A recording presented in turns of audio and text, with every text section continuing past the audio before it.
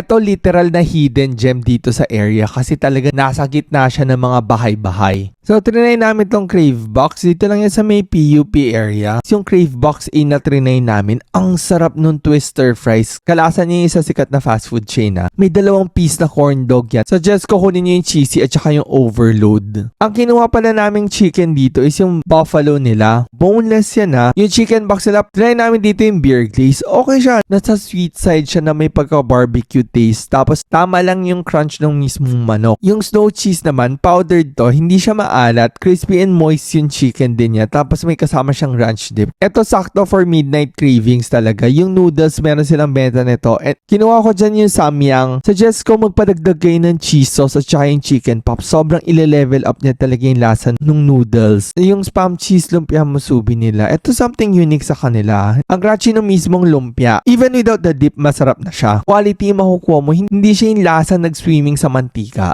Ang pinaka okay sa kanila is nagde-deliver sila kaya sobrang sakto sila for midnight cravings.